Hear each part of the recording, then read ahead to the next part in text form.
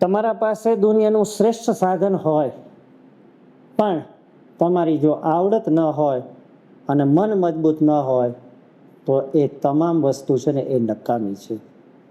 અધ્યાય 1 શ્લોક 29 આપણને અર્જુન કહે છે કે એનું શરીર બળે છે અને શરીર છે ને એ કંપાય છે, એનું ગાંડિયું છે એના હાથમાંથી પડી જાય છે. શા માટે? અહીંયા જોઈએ કે અર્જુન છે ને એ વિશ્વનો શ્રેષ્ઠ ધનુર્ધારી છે, એના હાથની અંદર સૌથી શ્રેષ્ઠમાં શ્રેષ્ઠ ગાંડિયું છે, છતાં પણ એના હાથમાંથી સરી જાય છે. શા માટે?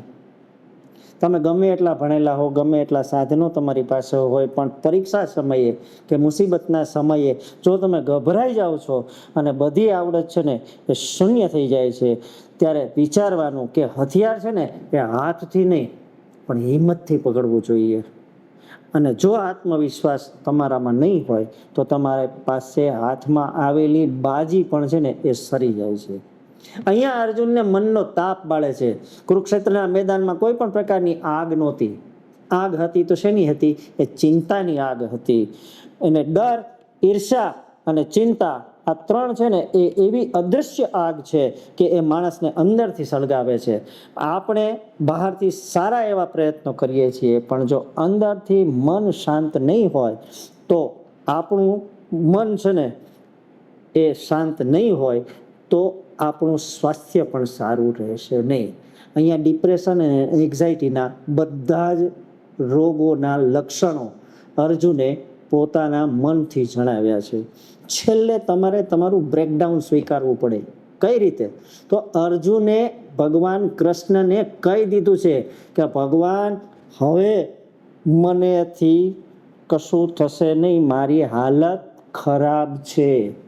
એટલે તમારે પણ જિંદગીની અંદર જ્યારે આવી પરિસ્થિતિ તમારી આવે ત્યારે તમારો કોઈ સારો મિત્ર કે ગુરુ હોય એની પાસે હૃદય ખોલી અને તમારી જે કંઈ નબળાઈઓ છે એ સ્વીકારી અને એનો ઈલાજ કઈ રીતે કરવો એના તરફ તમારે આગળ ચાલવું જોઈએ.